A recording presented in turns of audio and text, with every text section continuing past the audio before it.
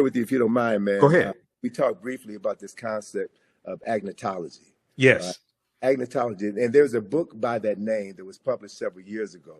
And the definition of agnotology will sound familiar to some of your listeners who are familiar with what you do. Okay. Agnotology is described as the study of culturally induced ignorance or doubt, particularly the publication or dissemination via the media of inaccurate or misleading scientific data and the creation of institutions to promote disinformation. All right. Okay. So It's spelled agnotology. Agnotology. Right. Agnotology. All right. Right. And I'm looking at this this Stanford University Press. I'm gonna show this on the screen here. Just a second. Go ahead. Okay. And so for those of us who have been studying this form of brainwashing, if you will, or propaganda, if you will, we should be aware of the book that was written by Dr. Cardi in 1933 called The Miseducation of the Negro. Right. So agnotology is another word for miseducation. It is the intentional marketing of ignorance in order to move people in a specific direction. And so the media, based on my experience and my background in the media, marketing, advertising, and design, I know very clearly that the media, i.e. social media, is the most powerful form of mental manipulation ever created in the history of the world. And so we have heard about, Russians planting disinformation on social media in order to stir up animus in the United States during previous presidential elections. Correct. So folk who understand the power of misinformation and the power of being an unseen hand in the internet, in cyberspace. You don't know where these messages are coming from. People have a tendency to be, a large segment of the population is addicted to this information. They're addicted to information that excites them and moves them to emote as opposed to moving them to think and process what they're doing. And so it's so critically important at this particular point in time in history, Michael, that we understand how we're being manipulated by information, and how critical it is that as we move through the next presidential election cycle, right, and what happens after that, how we will continue to be manipulated. Emotional buttons will be pushed, and as they're pushed, people will think less. They'll talk more and think less, and engage in activities that will be detrimental to the well-being of society as a whole. So it's important to choose our arguments carefully and to have your talking points down pat, and to know that those talking points are grounded in history, not mythology, not anger, not racism, but documented facts that can be substantiated. So when two people have a discussion, you bring your facts. And anyone who is a serious student of history knows that nobody knows everything. Correct. That as more information is being uncovered, it changes our perception of what we thought we knew. So it's very difficult to win an argument when you're talking with a fool. It's very difficult to win an argument when you're talking with someone who already has their mind made up. There's a saying, my mind is already made up, so don't confuse me with the truth. So we've seen here in this country, brother, within the last 7 years, how misinformation and disinformation have divided this country to the point where we may literally be standing on the verge of a civil war, right?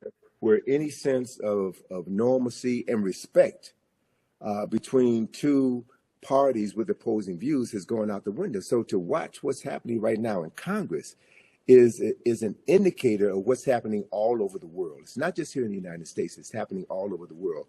So it's like we're in a fight for the soul, not just of America, as certain politicians say. We're fighting for the soul of our consciousness. We're fighting for the soul of Africa.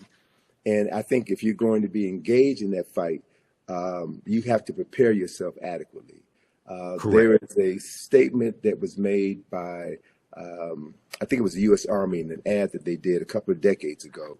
They said that the first battle in any war takes place in the mind.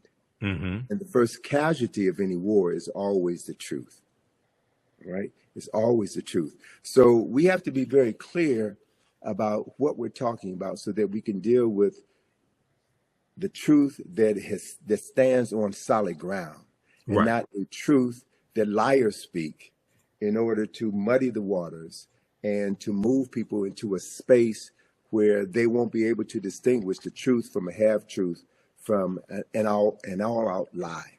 So these are the issues that I think that are so critically important for your listeners to understand. And it's also the reason why I just finished a two-part webinar on why Nile Valley civilization matters. There's Okay. certain core information that has to be understood if you're going to engage anyone in any discussion about African history or Nile Valley history. And we've never been given the basic knowledge. So there are many people, unfortunately, who have a very pronounced presence on the web, who read one book and all of a sudden become an expert on something that they know very little about. Correct. And so dealing with these issues, dealing with the larger issue is important. And that's also one of the reasons why we find here in the United States, there is an ongoing effort on the part of certain parties to suppress the teaching of African history, to suppress the teaching of American slavery. So, what's happening in Florida or Virginia or Texas is nothing but an effort on the part of a certain population to control the historical narrative and to perpetuate a point of view which disassociates them from decades of violence and murder and crimes against humanity. So I understand that. I understand why they're doing what they're doing, because of what they have to protect.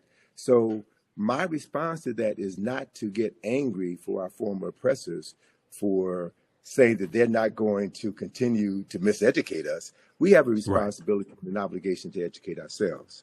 And that's what the Black consciousness movement was about in the 1960s, which led to the Black studies movement, which has opened the door for us to have this level of conversation today. And there has always been pushback. There's always been pushback. And so we have to learn from the lessons of the past, learn how our scholars, our heroes and our sheroes were able to work around these obstacles that were placed in their path in order for them to continue to get the message out and raise multiple generations of people who now have a clearer understanding of what history is and why history is so critically important.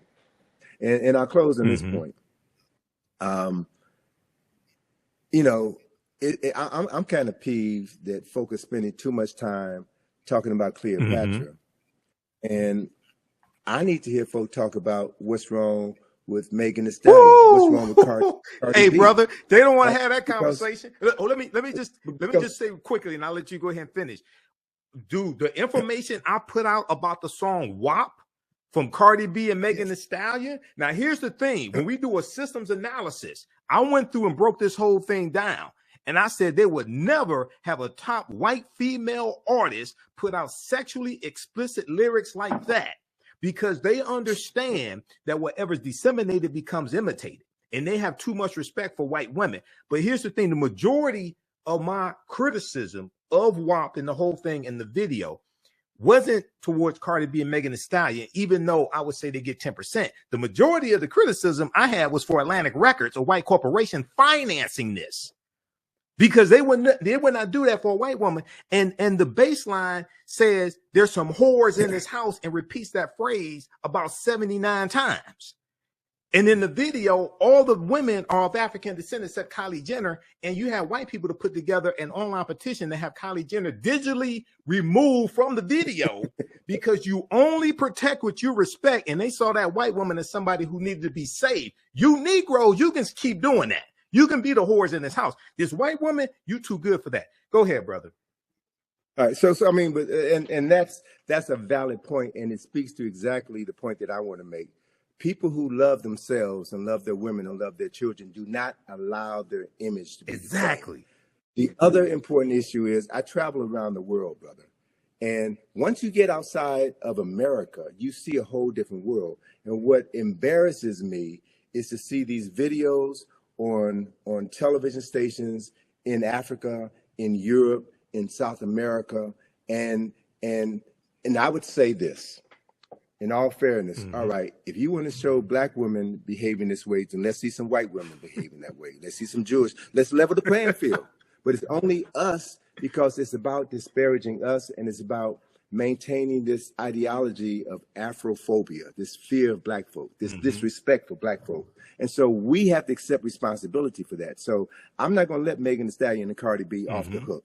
I'm not going to let them off the hook because they are rewarded for that by Megan Thee Stallion was Person of the Year, Time Magazine. They appear on Saturday Night Live. They appear on all of these programs. So what that does is send a message to young and impressionable black women, black girls. If you want to get paid, if you want respect, wear weave, wear these fake nails, wear all of these things that deny your true essence in order to be accepted by a community that has never had any interest or desire in you. And so these are conversations that need to be had. Many of these conversations, I think, should be had behind closed doors and not on the internet, because you never know who's listening. We need to have private conversations, and we need to talk about how we can advance the culture and present favorable images of us, because the media, as I stated at the beginning of this conversation, the media is the most powerful form of mental manipulation ever created. And we're getting played. We're getting played. Hotep, everybody. This is Michael M. Hotep, founder of the African History Network and host of the African History Network show. Join me Sundays, 9 p.m. to 11 p.m. Eastern Standard Time for the African History Network show, which broadcasts on our social media platforms and on blogtalkradio.com. Visit our website, theafricanhistorynetwork.com, for more information. Follow us on social media at Michael M. Hotep, IMHOTEP, on YouTube, Facebook, and Instagram. Also follow our Facebook fan page, The African History Network, The African History Network, where we have 1 million followers on Facebook. And also follow me on Threads at The AHN Show, The AHN Show on Threads. If you want me to speak at your next event, or if you want to interview me on your show, email me at ahnshow, SHOW, ahnshow at theafricanhistorynetwork.com, or visit our website, theafricanhistorynetwork.com. You can email me right through the website. Click on Contact. Also at our website, be sure to register for the 12-week online history classes I teach on Saturdays and Sundays. Saturdays is Ancient Kemet, the Moors, and the Ma'afa, understanding the transatlantic slave trade, what they didn't teach you in school. Sundays, it's Black resistance movements from the Haitian Revolution, U.S. Civil War, Civil Rights Movement, and Black Power Movement. We do those classes Saturdays and Sundays, 2 p.m. to 4 p.m. Eastern Standard Time. We do the sessions live. All the sessions are archived and recorded. You can go back and watch it anytime, even after the 12-week online course is over with. If you want to support us through Cash App or PayPal, we have the information right on the homepage of our website, theafricanhistorynetwork.com. $ the AHN Show, SHOW, through Cash App. When you go to our Cash App account, it will say Michael. It may show my picture there.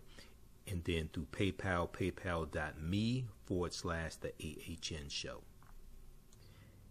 Remember, right knowledge corrects wrong behavior. It's not over till we win.